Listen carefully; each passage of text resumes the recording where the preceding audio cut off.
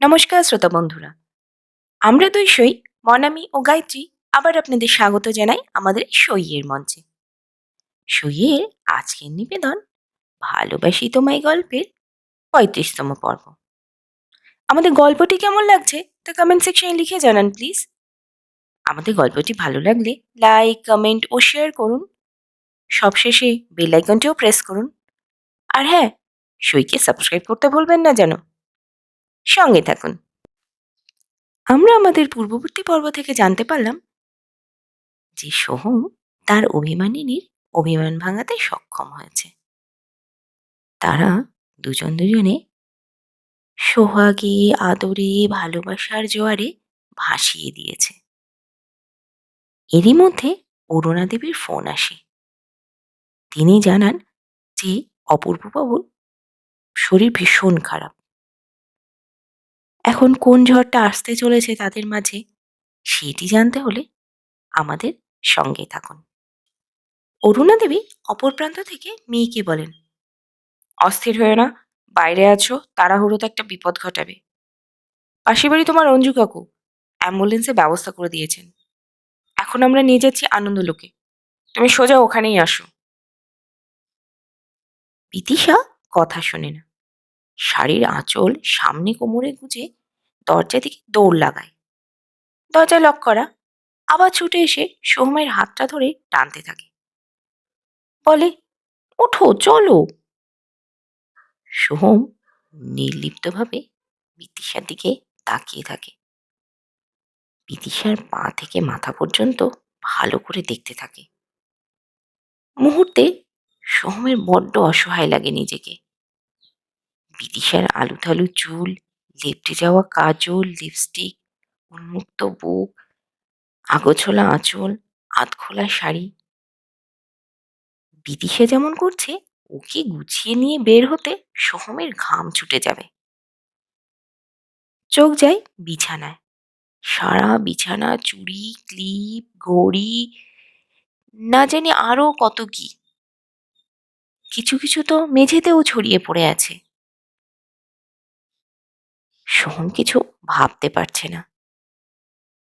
বিদিশা বিরক্ত হয় সোহমের নির্লিপ্ততায়। অস্থির হয়ে বলতে থাকে, সোহম, তুমি যাবে না? যাবে না তো? ঠিক আছে, দরজাটা খোলো, আমি একাই চলে যাচ্ছি। কাউকে যেতে হবে না আমার সাথে, লাগবে না আমার তোমাকে। সোহম বিছানা থেকে উঠে দাঁড়ায়। ফোনটা বিদিশার ব্যাগে ঢুকিয়ে বিদিশার সামনে গিয়ে দাঁড়ায়। বিদিশা কাঁদছে। সোহম জড়িয়ে ধরল বিদিশাকে। বিদিশা বলে, ছাড়ো, ছাড়ো। ধাক্কা দিয়ে সরিয়ে দেয় সোহমকে। সোহম যেন শান্ত, স্থির নদী। বিদিশাকে চাপটে ধরে বলে, শান্ত হও বিদিশা, পাগলামো করো না।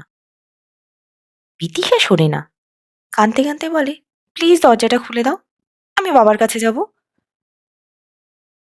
সোহম সাইড টেবিলে রাখা একটা টাওয়াল দিয়ে বিদিশার চোখের জল, লেপটে যাওয়া কাজল, মেকআপ, লিপস্টিক মোছাতে মোছাতে বলে, যাবো তো সোনা, আমি নিয়ে যাব তো।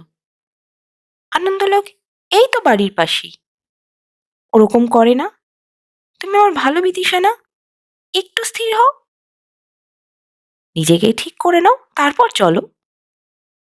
বিদিশা যেন আরো অস্থির হয়ে যায়। ছিটকে আসে সোহমের কাছ থেকে, রেগে বলে, আমার বাবা কথা বলছে না, আমার বাবা। আর তুমি বলছো এখন আমাকে ঠিক হতে? আমি কিছু করব না, তুমি দরজা খোলো, আমি বাবার কাছে যাব। সোহম এক ঝটকায় বিদিশার বুকের আঁচল সরিয়ে দিয়ে বলে, এভাবে যাবে বাবার কাছে, এভাবে? যাও, কি বলবে সবাইকে? সোহমের বিছানা থেকে উঠে এলাম। বিদিশার এতক্ষণে খেয়াল হলো ও কিভাবে আছে। মুখে হাত দিয়ে হতভম্বের মতো দাঁড়িয়ে রইল। নজর গেল চারপাশে। টুকরে কেঁদে উঠল আবার। ধপ করে বিছানায় বসে বলল, এবার আমি কি করে যাব? আমার তো হাত পা কাঁপছে, আমি বুঝতে পারছি না কি করতে হবে। সোহমের বুঝতে বাকি রইল না বিদিশার দ্বারা এই মুহূর্তে কিচ্ছু করা সম্ভব নয়। যা হবে একাই করতে হবে। যেখানে যা ছিল সব গোটাতে লেগে গেল। খোলার সময় কিছু বোঝা যায়নি, কিন্তু হাড়ে হাড়ে এখন বুঝতে পারছি তার ঠেলা। বিছানার তলার দুই প্রান্ত থেকে উদ্ধার হলো ব্রা আর ব্লাউজ। দুটোকে একসাথে করে বিদিশার দিকে ছুড়ে দিয়ে বলল, শিগগিরই পরে নাও। বিদিশা কেঁদেই চলেছে, আর মাঝে মাঝে বাবা বাবা বলে ডেকে উঠছে। সোহম ঘড়ি দেখল, সময় বেশি নেই। বিদিশাকে বলল, আরে কিছু হয়নি, কেন টেনশন করছো? ওগুলো পরে নাও, দেরি করা যাবে না। বিদিশা যেন এবার বিরক্ত, একটু চেঁচিয়েই বলে, আমি কিচ্ছু পড়তে পারবো না, বলেছি না পারবো না, আমি কিচ্ছু জানি না, তুমি পড়িয়ে দাও। বলতে বলতে আবার বাবা বলে কেঁদে উঠল। সোহম বিদিশার কাছে এসে দাঁড়িয়ে বলল, বিপদের সময় নিজেকে শান্ত রাখতে হয়। তুমি যেমন করছো এটাকে বিপদ বাড়ানো বলে, কমানো নয়। আমার বাড়ি থেকে আনন্দলোক 10 মিনিট, আর তোমার বাড়ি থেকে 45 মিনিট। এই সব কেটেকুটে এখন আর 20 মিনিট আছে। এই 20 মিনিটে নিজেকে শান্ত করো, যতটুকু পারো নিজেকে গোছাও, যাতে সবার কাছে জবাবদিহি না করতে হয়। একটু শক্ত করো নিজেকে, বুঝলে বিদিশা? বুঝলে আমি কি বললাম? বিদিশা মাথা নিচু করে চুপ করে থাকে, তারপর ধীরে ধীরে পড়ে নেয়। নিজেকে যতটা সম্ভব ঠিক করে। মোটামুটি ঠিক হয়ে বিদিশা বলে, এবার চলো। সোহম আবার ভালো করে তাকিয়ে দেখে বিদিশাকে। কি যে অপরূপ লাগছিল যখন এসেছিল, সে কথা রাগীর মাথায় বলাই হয়নি। এখন বিধ্বস্ত লাগছে। নিজের অপটু হাতে যতটুকু সম্ভব ঠিকঠাক করে নিয়ে রওনা হল দুজন। হওয়ার সময় শুধু বিদিশাকে বলল, নার্সিংহোমে কিন্তু একাই ঢুকবে, আমি একটু পরে ঢুকবো। বিদিশা অবাক হয়ে জিজ্ঞাসা করল, কেন? সোহম বলল, এখন বুঝবে না, পরে বলবো। তবে কি খবর, কেমন আছে একবার জানাবে। আমি একটু পরে ঢুকবো। অপূর্ববাবুকে ডাক্তার প্রাথমিক তদন্তের পর সন্দেহ করেছেন যে হার্টে ব্লক থাকতে পারে, তাই সঙ্গে সঙ্গেই এনজিওগ্রাফ করাতে নিয়ে গেছে। বাইরে অপেক্ষারত রঞ্জু কাকু আর অরুণা দেবী। বিদিশা এসে মাকে জড়িয়ে ধরে কেঁদে ফেলল। অরুণা দেবী বিদিশাকে সান্ত্বনা দিতে দিতে বিদিশার মাথায় হাত দিয়ে বললেন, কি রে মা, দেখি কি চেহারা হয়েছে, কি হয়েছে তোর, বল কি হয়েছে তোর। বিদিশা চুপ করে থাকে। অরুণা দেবী আবার বললেন, তোকে এত সুন্দর করে সাজিয়ে পাঠালাম, এমন হাল করে দিয়েছিস কিভাবে? বিদিশা তাও চুপ করে থাকে। বিদিশা চুপ করে থাকা অরুণা দেবীর যেন সহ্য হচ্ছে না। আবার অধৈর্য হয়ে বলেন, কিছু জিজ্ঞেস করেছি বিদিশা, উত্তর দাও। বিদিশার গলা যেন শুকিয়ে আসছে। জড়ানো গলায় বলল, বাবার কথা শুনে মাথা ঠিক ছিল না, তাই সব খুলতে খুলতে এসেছি। অরুণা দেবী বললেন, আর শাড়ি? কোমরের সায়া ঢিলে হয়ে গিয়েছিল মা। অরুণা দেবীর মাথায় যেন কাজ করছে না। মেয়ে যা বলল তাই তার কাছে এখন বিশ্বাসযোগ্য। তিনি বিদিশার শাড়ি একটু ঠিক করে দিয়ে বললেন, অত চিন্তা করিস না মা, কিচ্ছু হবে না তোর বাবার, দেখিস। লজ্জিত বিদিশা চুপ করে থাকে। সোহম একটা ছোট্ট চায়ের দোকানের সামনে দাঁড়িয়ে আছে। মাথাটা কেমন যেন করছে। কি ভেবেছিল আর কি হচ্ছে।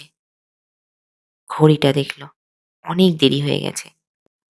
এত কিছুর মধ্যে খেয়ালই নেই ওদের কথা। পকেট থেকে ফোন বের করে আয়ুষীকে ফোন করতে যাবে, ঠিক সেই সময় আয়ুষীর ফোন। সোহম ফোনটা রিসিভ করলো। অপর প্রান্ত থেকে আয়ুষী বলল, কি স্যার, খাওয়ানোর কি কোনো ইচ্ছে নেই? আমরা সবাই এসে গেছি, আপনারা কোথায়? সোহম চুপ করে থাকে, কি উত্তর দেবে বুঝে পায় না। আয়ুষী গড় করে অনেক কিছু বলে যাচ্ছে। সোহম কিছু একটা চিন্তা করে তারপর আয়ুষীকে থামিয়ে দিয়ে বলল, ম্যাডাম, অনেকটা বেলা হলো, আপনারা অর্ডার দিন। ছোট্ট একটু সমস্যা হয়েছে, মিটিয়ে আসছি। ওপাশ থেকে আয়ুষী জিজ্ঞাসা করল, বিদিশা?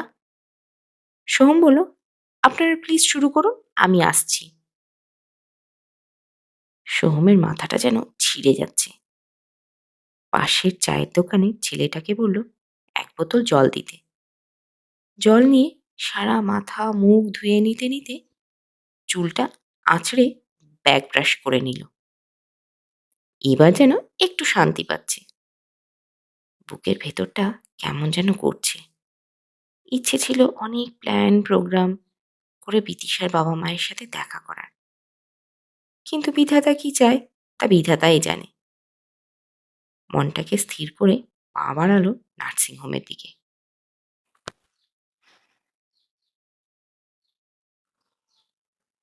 তো বন্ধুরা, কেমন লাগলো আজকের পর্ব? আজকের পর্বটি কেমন লাগলো তা কমেন্ট সেকশনে জানান প্লিজ। আচ্ছা, সোহম যখন নার্সিংহোমে ঢুকবে, অরুণা দেবী কি কিছু বুঝতে পারবেন? সেটি জানতে হলে আমাদের পরবর্তী পর্বগুলোর সঙ্গেই থাকুন। আজ এই পর্যন্তই। খুব তাড়াতাড়ি আবার দেখা হবে। ধন্যবাদ। ভালো থাকবেন।